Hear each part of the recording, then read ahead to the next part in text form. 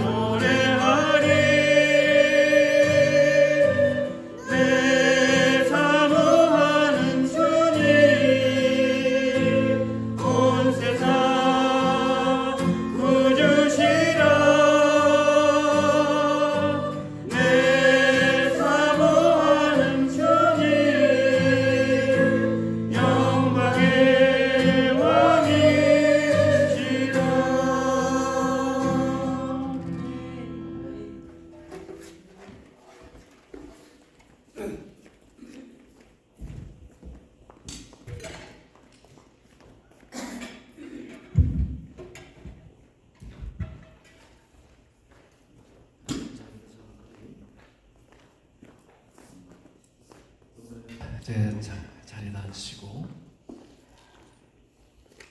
온 마음을 모아서 예배를 드리는 데 집중하는 시간을 갖겠습니다. 이 예배가 정말 신령과 진정으로 드려지는 예배, 오로지 하나님께만 올려드리는 그 예배가 되기 위해서 다 같이 입을 벌려 통성으로 기도하겠습니다. 하나님 아버지 감사합니다. 지난 시간에도 저희를 눈동자와 같이 지켜주시고 저희를 쉬게 하여 주시고 이제 거룩한 성회를 맞이해서 이렇게 예배드리고 경배해드리니 감사드립니다. 저희들의 삶이 지금 여러 가지 문제와 여러 가지 모난 모습으로 있다 할지라도 문제와 어려움 속에 있다 할지라도 지금 이 순간만큼은 저희들의 귀문을 열어주시고 마음의 문을 활짝 열어주시어서 주님의 음성을 듣고 순종할 수 있는 능력의 종들이 되게 하여 주시옵소서. 또한 그저 눈으로 보이는 것들, 내가 감각적으로 느끼는 것들, 그것들 세상과 사람들을 보지 아니하고 내 안에 계신 하나님 아버지 그 믿음의 능력으로 온전하게 대응함으로써 치유함의 역사가 일어나게 하여 주시옵소서. 지금의 어려움을 오로지 말씀으로 헤쳐나가게 하여 주시옵소서. 거룩하신 하나님 아버지, 이제 저희들이 말씀을 청중코자 합니다. 준비된 심령으로 저희들의 마음을 깨끗하게 성결하게 씻어 주시옵소서. 그래야 말씀의 은혜를 일으키게 하여 주옵시고 주어진 말씀의 순종의 역사와 결단의 시간을 갖게 하여 주시옵소서. 온전히 아무런 여과 없이 그저 하나님 말씀만에 순수하게 선포되게 하여 주옵시고 성령님의 역사로 그 말씀이 성령들이 가슴속 깊이 그 폐물을 찔려서 그 말씀에 순종하고 그 말씀을 부여잡고 이기는 성도들이 되게 하여 주시옵소서. 이 순간 이 공간에 하나님께서 저희와 함께 머무리라 믿사옵나이다. 이 모든 것 우리 주 예수 그리스도 이름으로 기도사옵나이다. 아멘.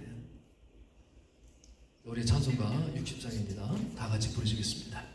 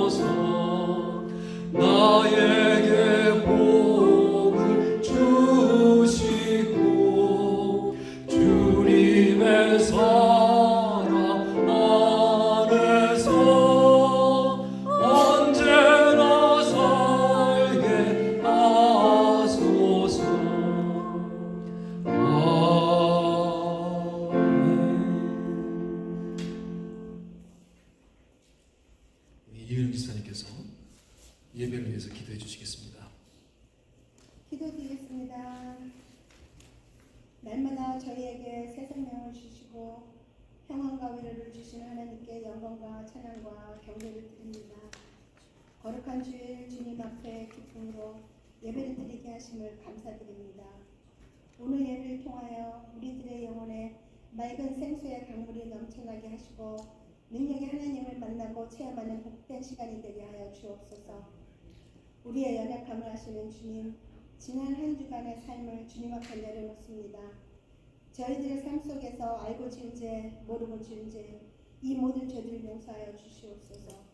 하나님 아버지, 한순간도 우리를 놓지 마시고 하나님이 주시는 놀라운 은혜를 누리며 오직 믿음으로 살아가는 우리의 삶이 되게 하여 주시옵소서.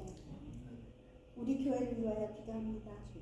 우리 성도들 사이에 사랑과 화합과 단결의 정신이 넘쳐나고 가진 것을 나누고 어려움을 같이 나누는 성도들이 되게 하시고 더 나아가 하나 되어 하나님 아버지를 섬기고 영광 돌리게 하시며 교회를 위하여 기도하는 우리 성도들에게 축복을 주시옵소서.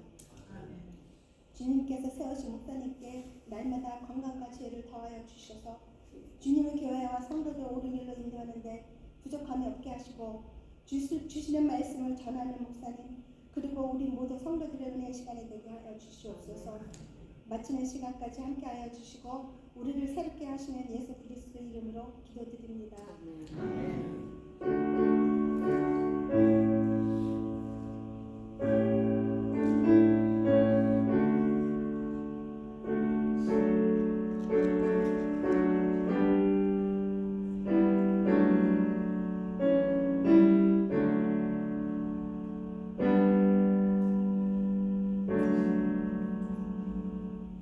예, 감사합니다.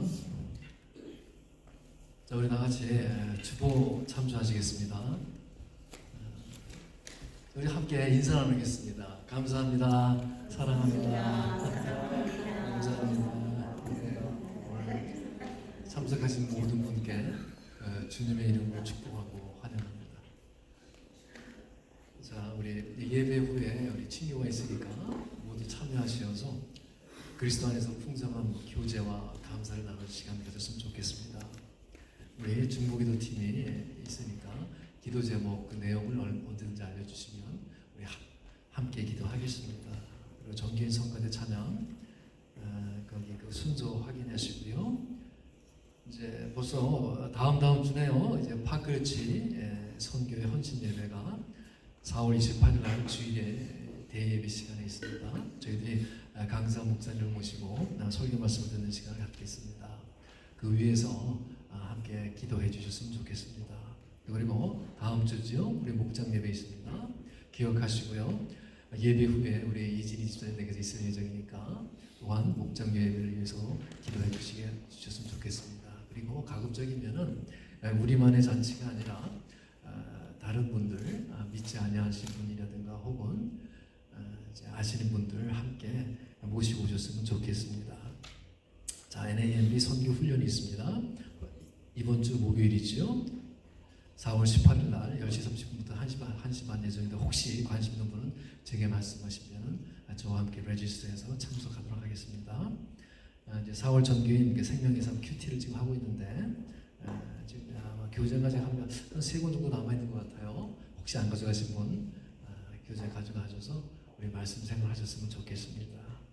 우리 토요 말씀 나누기가 10시 있고요. 그다음에 수요 성경 공부 1대1 제자 양육 시간이 유인영 집사님 댁에서 있습니다. 시간 나시는 분들 참여해 주셨으면 좋겠습니다. 네, 이상입니다. 자, 오늘 말씀 보겠습니다. 오늘 말씀은요.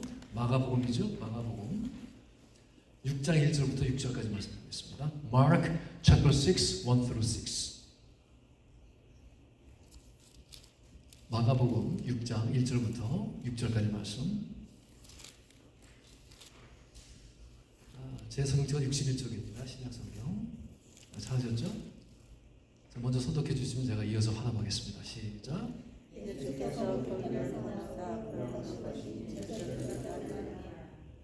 안식일이 되어 회당에서 가르치시니 많은 사람이 듣고 놀라 이르되 이 사람이 어디서 이런 것을 얻었느냐 이 사람이 받은 지혜와 그 손으로 이루어지는 이런 권능이 어찌 됨이냐 이 사람의 마리아의 아들 납시가 아니냐 야고보와 요셉과 유다와 시몬의 형제가 아니냐 또 너희들이 우리와 함께 믿지 않느냐 하고 예수를 부탁하니라.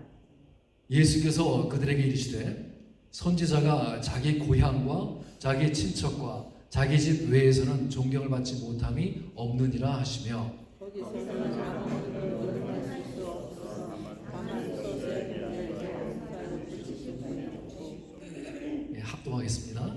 그들이 믿지 않음을 이상히 여기셨다. 아멘. 예, 하나님 말씀입니다.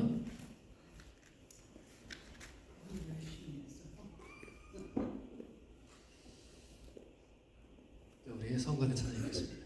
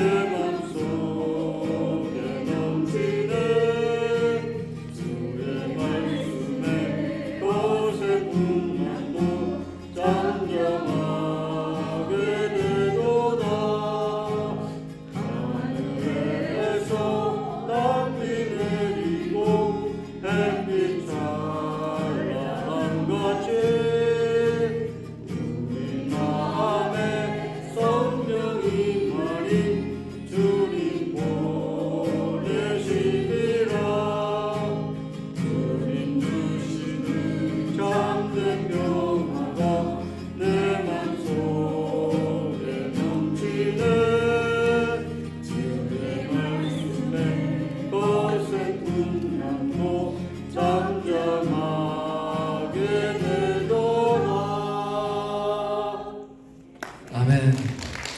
감사합니다. 현대인들의 특징 가운데 하나는요, 이 상실감의 상처에 빠져 살아갑니다. 상실감, 영어로는 이제 feeling of dejection, feeling of depression. 그러니까 이제 거절감, 패배감 이런 같은 비슷한 뜻입니다. 이 상실과 거절에서 오는 상처는요, 오늘날 현대인들이 겪고 있는 아주 만성적인 질병이 되어서 그 상처와 부작용에서 아주 심각한 문제들을 일으킵니다. 좀 됐는데요, 제가 이제 한국 신문에서 봤었는데 그 기사 제목이 전교 6등 여고생 유서 쓰고 투신이라는 제목의 기사를 보았습니다. 그 한 고등학교 여학생이 영어 시간에 이제 시험을 봤던 모양이에요. 그런데 이 학생이 컨닝을 했다는 의심을 받은 거예요. 나는 컨닝을 하지 않았습니다, 선생님 라고 말씀을 드렸지만 선생님이 그 말을 믿지 않은 것이죠. 그래서 교무실에 가게 되고 혼이 나서 반성문을 쓰게 됐어요. 그러자 그 자신의 그 억울함을 참지 못해서 결국은 극단적인 선택을 했습니다. 참 그 기사를 보면서 내가 마음이 참 아팠어요. 그게 바로 이 상실감의 문제가 아닙니까? 자기 말을 믿고 수용하지 않은 그 선생님에 대한 그 거절, 그 상실감이 상처가 되어서 이런 비극을 초래했던 것입니다. 성경에도 보면요, 이 상실감의 상처가 주는 이 부작용들, 이 문제들이 아주 많이 있지 않습니까? 대표적으로 가인의 그 형제 살인도 그런 경우가 상실감에서 오는 비극이지요. 또한 다윗의 큰형 그 엘리압이 있지 않습니까? 이 다윗이 이제 심부름 왔다가 골리앗이 그렇게 싸우려고 막 하나님을 경멸하는 것을 보고 분에 참지 못해서 자원하고 나가지 않습니까? 그런데 그때 큰형 엘리압이 엄청나게 다윗을 향해서 분노를 쏟아냅니다. 사무엘상 17장 28절 말씀에 한번 보세요. 큰형 엘리압이 다윗이 사람들에게 하는 말을 들은지라 그가 다윗에게 노를 바라 이르되 내가 어찌 이리로 내려왔느냐? 들에 있는 양들을 누구에게 맡겼느냐? 나는 내 교만과 내 마음의 완악함을 하노니 내가 전쟁을 구경하러 왔도다. 지금 형 엘리압이 막 흥분해가지고 화를 막 쏟아내면서 좀 오바를 했어요. 그런데 이제 제가 루이 기길리오 목사님이 골리앗 끝장내기라는 책을 지으셨는데 그 책을 보니까 이 엘리압이 분노를 터뜨리는 이유에 대해서 말씀하시더라고요. 그는 그의 내면에 도사리고 있는 상실감의 상처 때문이라는 거예요. 그게 무슨 말입니까? 여러분, 다윗에게는 위로 7 형들이 있었지 않습니까? 그런데 어느 날 사무엘 선지자가 아버지 이새를 찾아와서 뭐라 합니까? 지금 이스라엘의 새로운 왕을 찾는데 당신의 아들 중에 있다라고 합니다. 그러자 이 아버지 이새는 장남 엘리압을 당연히 불렀죠. 당시 사회적 관습으로도 그렇고 이 장남 엘리압이 갖춘 여러 가지 풍모를 봐도 아버지는 당연히 야, 이 아이구나 라고 생각을 하고 엘리압을 데려왔어요. 그러나 사무엘 선지자가 이렇게 딱 보고 얘는 아니라는 거예요. 그리고 다른 다윗의 형들 하나하나 다 선지자 앞에 보였지만 모두가 아니라는 것입니다. 맨 마지막에 그 자리에 있지도 않았던 막내 다윗을 사무엘이 지적하고 다윗에게 기름을 붓지요. 이 사건이 마청 엘리야에게 얼마나 큰 상실감의 상처가 되었는지 모릅니다. 아니, 어린이 막내는 아버지가 보기에도 후보에도 끼지도 못하는 아이였는데, 아니 내가 뭐가 모자라서 이 아이가 기름 부음을 받고 나는 탈락이 되었는가? 이런 상실감의 상처가 다윗을 향한 무서운 질투로 변합니다. 그래서 골리앗 앞에서 그 비난의 화살을 막 쏟아붓는 거예요. 여러분, 이 엘리압도 그렇고요, 가인도 마찬가지 아닙니까? 가인도 조금 더 큰 그림을 그리면서 그 믿음에는 영안이 열려 있었더라면, 하나님의 뜻을 조금이라도 그가 분별했더라면 얼마나 좋았겠습니까? 골리앗 앞에서 오히려 주변 병사들한테 뭐라 합니까? 야, 너희들 말이야, 얘가 어리다고 무시하면 안 돼. 얘는 하나님이 선택해서 기름 부음을 받은 아이야. 이렇게 감싸야지 않겠습니까? 그런데 이게 안 되는 게 인간입니다. 이 상실감이라는 게 이렇게 무섭고 파괴적이에요. 오늘날 이 사회에서, 아니 이 교회에서조차 이 상실감의 상처로 몸살을 앓습니다. 이 상실감의 상처를 갖고 있는 사람들은요, 그 특징을 보면은 또 자존감이 매우 낮아요. 그 상처를 잘 받습니다. 아무것도 아닌 것 같은데 엄청나게 상처를 받아요. 여러분, 우리 내면에 도사리고 있는 상실감의 상처를요, 우리가 정말 주님 앞에서 해결하지 못한다면은 온전한 성숙한 신앙인으로 자라갈 수가 없습니다. 예수님이 이러한 모습을 보면서 우리 내면의 이러한 상실감의 상처를 치유해 주시기를 바라는 거예요.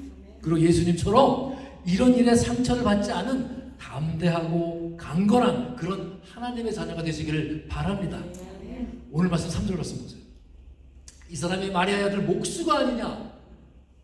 야고보와 요셉과 유다와 시몬의 형제가 아니냐? 그 너희들이 우리와 함께 여기 있지 아니하냐? 하고 예수를 어떻게 합니까? 배척한지라. 지금 나달 사람들이 내뱉는 그 한마디 한마디가 다 이 조롱하고 비난일색입니다. 아니, 이 사람의 마리아 아들 목수잖아. 예수님 그 당시 사회는요, 여성에 대한 대단히 비하하던 그런 시대잖아요. 그죠? 그래서 누구를 소개할 때요, 이 사람은 누구 엄마의 아들이야, 이렇게 소개하지 않습니다. 다 아버지를 따릅니다. 이 사람 누구의 아버지의 아들이야. 그런데 이 사람이 마리아의 아들이 아니냐. 그래서 많은 신학자들이 예수님의 그 육신의 아버지인 요셉이 아마 일찍 죽었을 것이다 라고 분석을 합니다. 그러니까 지금 이 사람들이 주님을 뭐라 합니까? 애비 없는 자식이라고 놀리는 거예요. 아버지 없는 자식이라고 지금 비아냥거리는 거예요. 남편을 먼저 잃은 그 여인, 아버지를 일찍 여인 그 자식, 정말 가슴 아픈 사연을 갖고 있는 그 예수님과 어머니 그리고 그 가족을 이런 식으로 폄하하고 조롱하고 있는 것입니다. 아니, 아버지 동자가 이 무슨 기적을 일으키느냐라는 식으로 지금 주님을 비아냥거리고 있습니다. 게다가 예수님을 지금 목수다라고 폄하하고 있지요. 그 천한 직업인 목수인 주제에 뭘 한다고 그래? 그래서 예수님을 배척합니다. 사실 예수님이 이 사람들에게만 배척을 당하셨습니까? 아니잖아요. 이게 처음이 아니잖아요. 예수님은 그 삶 자체가 배척을 당하신 그런 삶이었어요. 예수를 묵상할 때 참 이게 아픈 대목 아닙니까? 여러분, 그 오늘날의 그 심리학자들 말에 따르면은 어릴 때 이렇게 내가 받은 상처, 이 각인된 상처가요, 아니에요. 심지어는 내가 태아 때, 나는 모르죠. 태아 때 그 받은 심리적인 상처가 그 인생을 살아가는데 정말 깊고 오래 간다고 합니다. 아니, 평생을 간다고 합니다. 예를 들어서 이제 우리 이제 집사님들 이제 다들 나이들이 드셨는데, 아니 이제 이 나이에 아기를 임신토록 해버렸어요. 애들이 다 장성해서 시집장가를 가서 갔는데 셋째, 넷째 아이가 태어났어요. 여러분은 어떻게 하시겠습니까? 본능적으로 너무 당황스럽지 않겠어요? 아니, 이 나이에 이를 어쩌지? 막 그렇게 당황해하고 놀래면은요, 태아가 그 산모의 거절을 느낀다고 합니다. 그래서 그때 이미 태아가 상실감의 상처를 입는다고 합니다.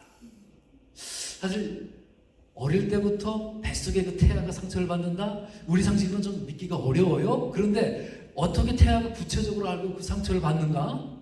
그런데 그 여러 가지 그 전문가들의 연구에 따르면 아주 심각하게 영향을 받는다는 거예요. 여러분, 예수님이 이 땅에 오셨을 때 어디에서 태어나셨죠? 마구간이잖아요. 그렇죠? 이 마구간은 바로 상실감을 상징하는 것입니다. 아마 이 땅에 오셨을 때 이 상실과 거절을 당하셨어요. 어쩌면 그분은 이 땅에 오실 때 가장 들었던 말이 배 안에서 빈방 없어요? 라고 하는 말을 들었을 거예요. 마음 아픈 것은요, 예수님이 이 땅에서 그 전체가 상실로부터 시작해서 결국은 십자가에 이르기까지 상실, 그 디프레션으로 이어지는 그런 삶 아닙니까? 정말 십자가를 지시고 최후에 나의 하나님 어찌하여 나를 버리셨나이까? 모든 그 주님의 삶 자체가 이 상실감으로 점철이 되어 있습니다. 왜 지금 이 나사렛 사람들이 왜 이처럼 예수님을 삐딱한 시선으로 바라보고 조롱하고 놀리고 있습니까? 그들이 가진 알량한 선입견 때문에 그래요. 편견 때문에. 근데 정말 아이러니한 게요, 그들이 예수님을 배척한 이유가 뭡니까? 내가 예수를 잘 알고 있다는 거예요. 예수님이 잘 알고 있다는 사실이 예수님을 배척하는 결과를 낳았습니다. 그들은 자기 자신의 생각이니 이 선입견 그런 편견에 사로잡혀서 올바른 판단을 하고 있지 못합니다. 여러분 이런 말도 있어요. 사람들은요 모두 다 2마리 이상의 개를 키운다고 합니다. 어떤 분들은 3마리, 4마리 키운대요. 모든 사람들이 키우는 개는요 2마리인데 그 개는 여러분들의 마음속에 있습니다. 무슨 개? 편견, 선입견, 그 2마리를 다 마음속에 키우고 있다는 거예요. 그리고 정말 짐승인 강아지 개는 집에서 키운다고 합니다. 오늘 나사렛 지역 사람도 마찬가지예요.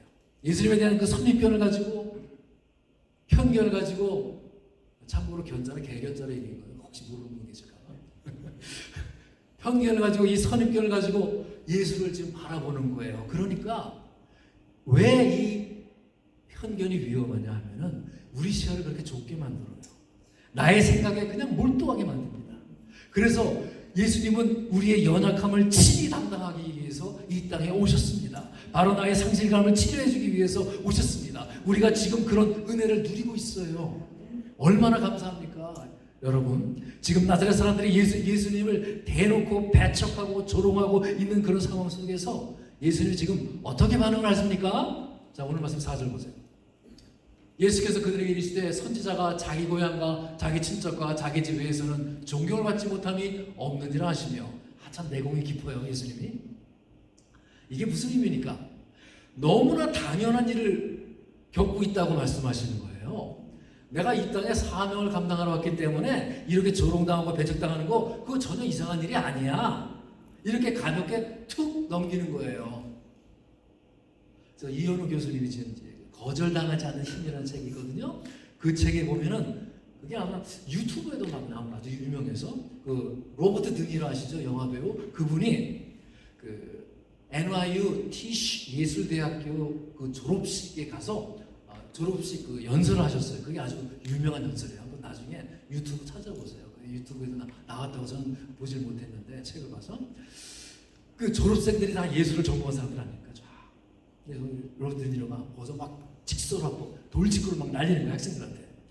예술가의 인생은 변호사나 의사나 또는 전문가의 직업과는 전혀 다릅니다. 안정된 생활을 추구하는 것이 아닙니다. 예술가의 인생은 너무나 많은 거절당하는 일입니다. 상실감에 휩싸인 직업입니다. 그러면서 당신들 앞에 새로운 인생의 문이 기다리고 있는데 그 문의 이름이 뭔지 아십니까? 그 문의 이름 상실의 문입니다. 거절의 문입니다. 그러면서 그 노배우가 예술가에게 최고의 주문이 있는데 여러분 예술가들이 상실당할 때마다 외워야 할 최고의 주문이 있습니다. 그것은 무엇이냐? 바로 next, 다음이라는 거예요. 이 주문을 여러분은 계속 외워야 합니다. 그러니까 원하는 배역을 맡지 못했다고 했을 때 그 다음 또 안 되면 그 다음 그러면 결국 여러분은 해낼 수 있을 것입니다. 그러니까 이 예술로 성공하는 것이 그냥 이루어지는 것이 아니라 수많은 거절과 상실의 아픔 속에서 낙심하지 않고 당연히 이런 일이 있을 거야 라고 할 때 그때 결국 내가 이겨낼 수 있게 된다는 것이에요. Next and next 그 다음에 그렇게 연설을 하는 장면이 있었다고 합니다. 예수님이 지금 거절을 당하실 때 상실감으로 상처를 받았을 때 지금 어떻게 하십니까? 그냥 나사렛 사람들이 그 못된 비아냥거림과 주님의 배척하는 모습을 보면서 예수님 막 열이 받아가지고 야 너 왜 내 상처를 건드려? 이 무례하고 몰상식한 놈들아. 그렇게 하지 않으셨어요. 아니 직업에 따라 능력이 나타나고 안 나타나는 게 아니야 라고 설교하지 않으셨습니다.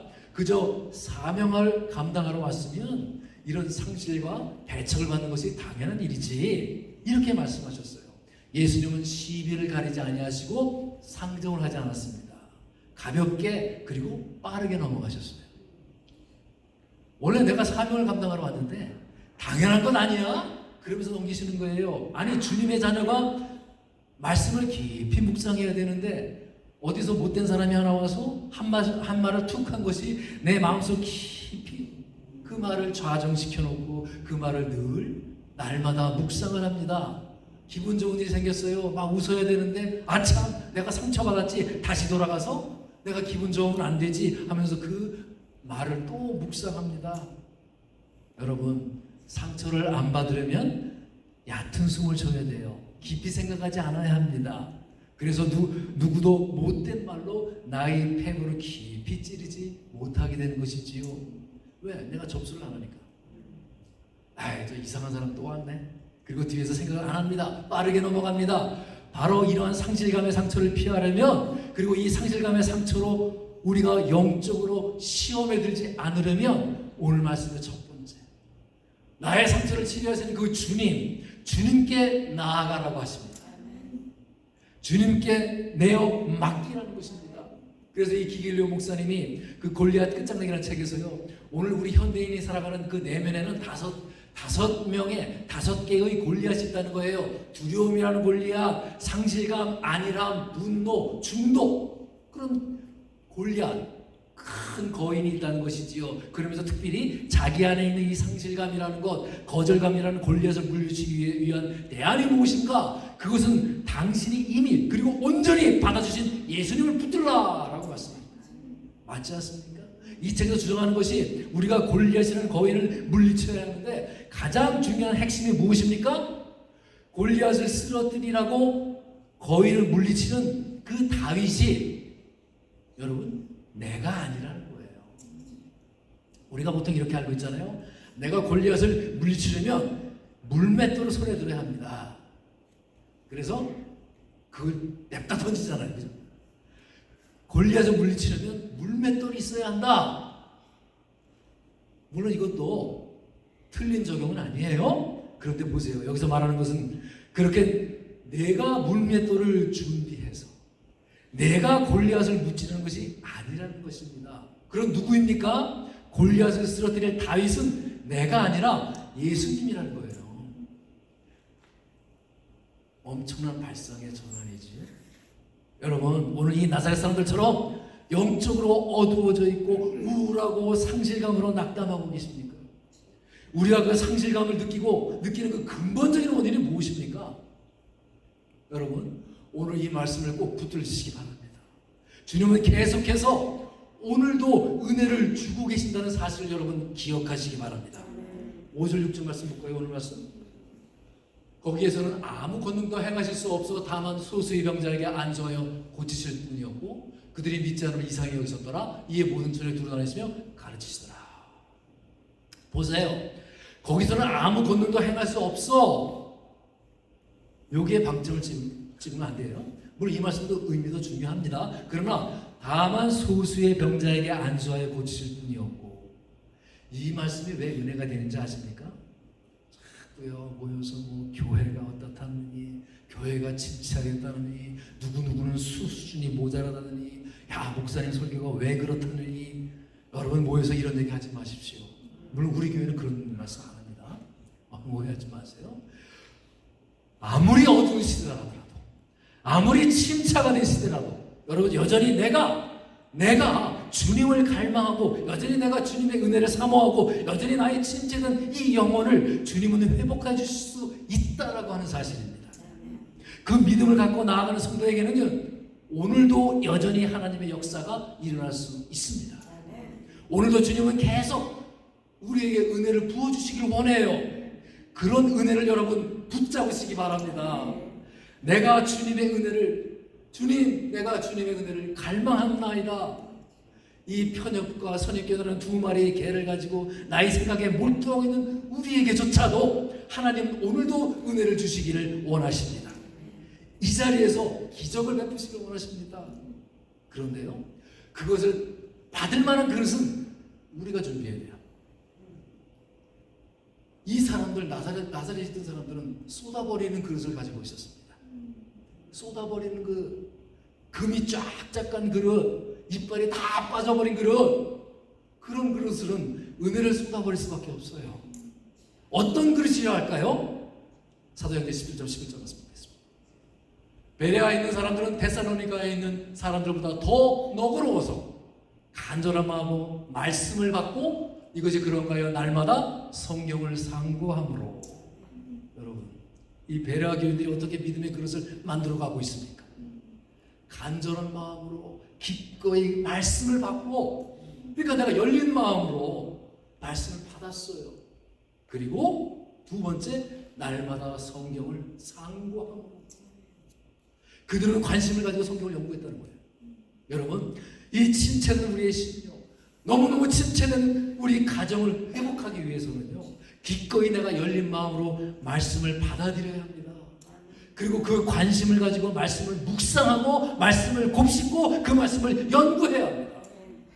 여러분, 우리가 이민생활 하면서요, 다 겪고 있지요. 다 외로워하고 상실감들을 느끼고 살아가고 있습니다. 그런 삶 가운데 우리 교우분들끼리 서로 친하시고 함께 쇼핑도 하고 함께 어울려서 담소 나누시고 즐거운 시간 보내시는 거 너무너무 좋습니다. 그렇게 하면 저는 바라요. 여러분, 이것은 정말 우리에게 필요한 일상들입니다. 오해하지 마십시오. 그러나 여러분, 그것보다 더 중요한 것은 바로 말씀을 받고 말씀을 상고하는 일입니다. 왜 그렇지요? 주님은, 오늘도 은혜의 주님은 우리를 부르고 계십니다. 우리는 주님이 그 부르는 소리를 들어야 되잖아요. 우선적으로 여러분 그 말씀에 천착하시기 바랍니다. 주님의 은혜에 미끄러지지 마시기 바랍니다. 제가 말씀을 준비하면서 주님은 제가 해야 할 일을 너무나 분명하게 깨닫게 해주셨어요. 얼마나 제가 감사한지 모릅니다. 가장 우선적인 목회는요, 여러분이 말씀을 받고 말씀을 상고하는 일을 제가 도와주는 일이에요. 그 어떤 것보다 중요한 목회는 없습니다.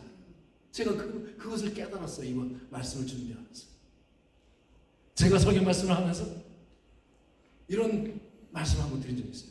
그리스도인들은 나의 생각을 하나님의 마음과 생각으로 바꿔야 한다 라고 하는 주제로 말씀드렸어요. 그렇게 설교를 했어요. 근데 한 성도님이 저에게 질문을 합니다. 근데 교제하는 자리에서는 영적인 대화를 하지 못했어요.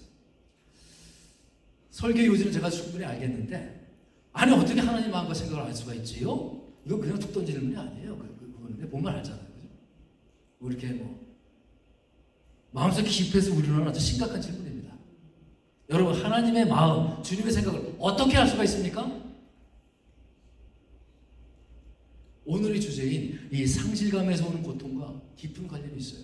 자, 고린도후서 6장 2절 말씀 보겠습니다.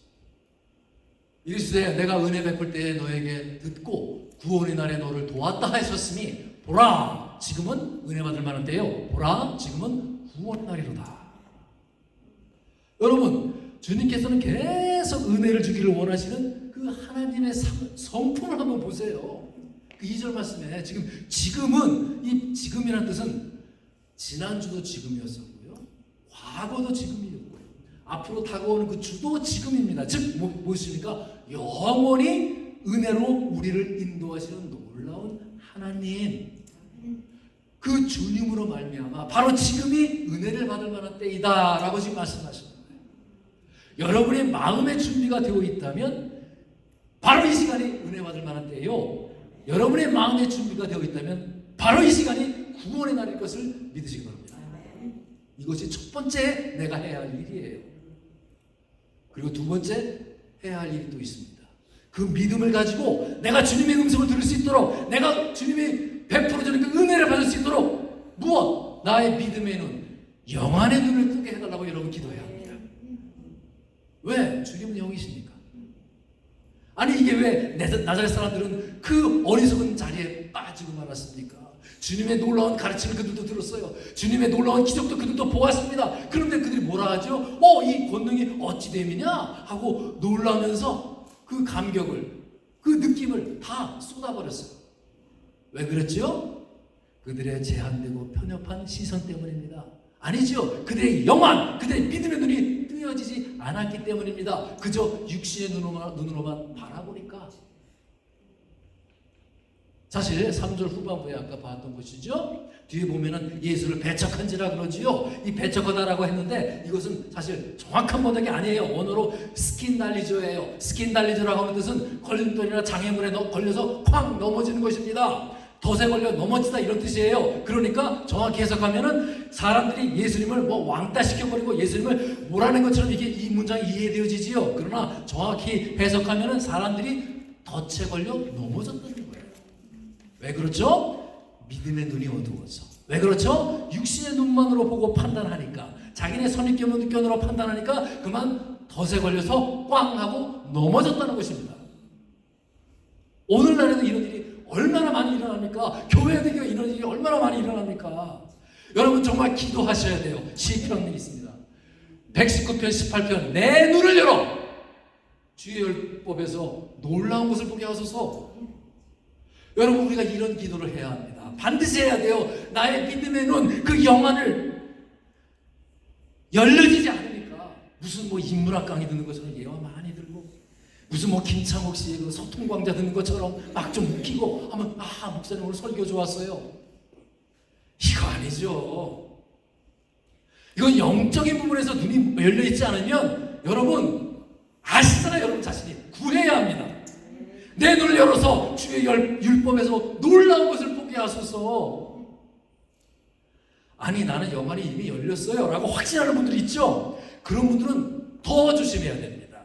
왜요? 라오디아 교인을 향해서 주님께서는 아주 무서운 책망을 하십니다. 한번 보시면 계시는 말씀이에요. 3장 17절부터 19절 보세요. 내가 말하기를 나는 부자라 부여하여 부족한 것이 없다 하나 내 공고한 것과 가련한 것과 가난한 것과 눈먼 것과 벌거벗은 것을 알지 못하는도다. 내가 너를 고라노니 내게서 불로 연단한 금을 사서 부여하게 하고 흰 옷을 사서 입어 벌거벗은 수치를 보이지 않게 하고 안약을 사서 눈에 발라 보게 하라. 물은 내가 사랑하는 자를 책망하여 징계하노니 그러므로 내가 열심을 내라. 회개하라. 자기가 지금 영적으로 벌거벗겨 있다는 걸 모르는 거예요. 그래서 안약을 사서 눈에 바라라. 이게 무슨 말씀이죠? 십자가의 능력에 의지해서 회개의 자리로 나가라는 거예요. 아버지, 내가 교만해졌습니다. 아버지, 내가 설교한다고, 내가 가르침의 자리에 있다고 해서 교만해져서 영안이 어두워졌습니다. 여러분, 설교 잘못하는 거 이거 회개할 건 못 됩니다. 그러나 나를 의지해서 영안이 닫힌 채로 설교 준비하는 것은 이거 죄악입니다. 여러분 믿음의 눈을 열고 주님의 인도하심을 따라가시기 바랍니다. 여러분 너무너무 이 가슴에 분노가 쌓여 있습니까? 그래서 막 내가 왜 이 지경이 되었지? 라고 하늘이 원망스러울 때가 있습니까? 가슴에 화가 있어서 막 지금 이 순간이 싫고 막 아침에 눈 뜨기도 싫고 막 미워하는 그런 마음이 생깁니까? 여러분 지금 상실의 아픔 속에 계십니까? 그래서 마음에 막 울분이 있습니까? 우리의 아버지 되시나 하나님, 아니죠, 아빠라고 그러셨죠. 아빠 되시는 그 하나님이 어떤 분이십니까? 주님은 내 마음을 고치시고 볼 수 없는 상처를 만져주십니다. 주님은 지금도 그 은혜를 베풀어 주시기를 원합니다. 보이는 나의 상처뿐만 아니라 내 마음을 아시고 볼 수 없는 우리의 마음까지도 고쳐주십니다. 이 자리에서 그 상실한 마음, 거절당한 마음, 실패한 그 나의 상처를 가지고 오신 분들께 오늘 성령님께서 풍성한 은혜로 그 마음을 만져주시기를 원하십니다. 오늘 기도하는 가운데 여러분 내면의 상처를 실제로 치료해 주시고 싸매어 주시는 그 주님을 만나고 경험하는 그 역사가 일어나시기를 주님의 이름으로 축원드립니다. 이제 우리가 다 같이 기도드리겠습니다. 기도드릴 때 그냥 내버려 두면은 그저 나의 편견과 선입견을 가득 차서 어리석은 결정을 내릴 수밖에 없는 나의 못난 심령이지만 오늘도 주님 앞에 모든 것을 그대로 내려놓고 나아갑니다. 하나님 아버지, 내가 이렇게 연약하기 때문에 하나님께 나아가기를 원합니다. 주님 앞에 내가 겸손한 마음으로 나아가오니 제가 주님의 영광을 보기를 원합니다. 불쌍한 저를 긍휼히 여겨주시옵소서. 다시 한 번에 그 은혜를 부어주시옵소서. 우리 심령에, 우리의 가정에, 우리 교회에 하나님의 이 은혜가 부어짐으로 인해서 우리의 믿음의 눈이 열리고 영안이 떠지어서 여전히 은혜 주시를 바라시는 그 주님을 바라보고 나아가기를 원합니다. 힘을 얻고 달려가기를 원합니다. 다 같이 통성으로 기도하겠습니다. 살아계신 하나님 아버지 감사합니다. 저희가 이 자리에서 하나님의 은혜를 간절히 사모합니다.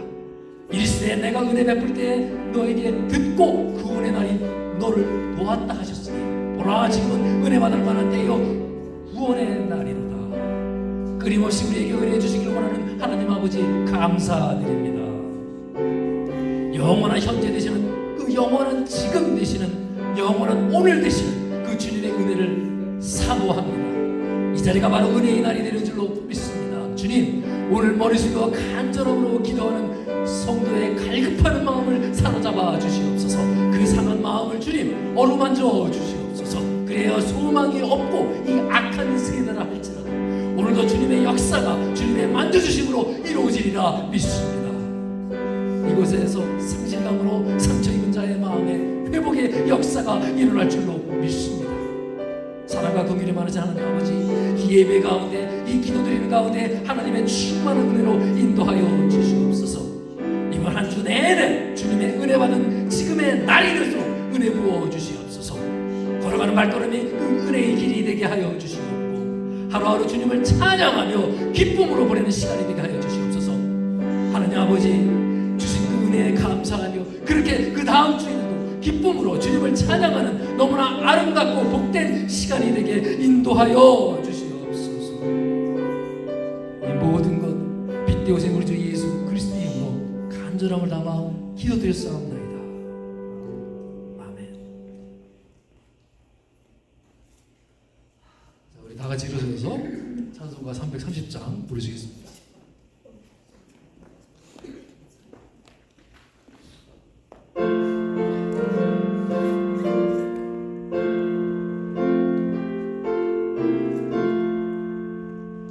어두운 밤 시내리니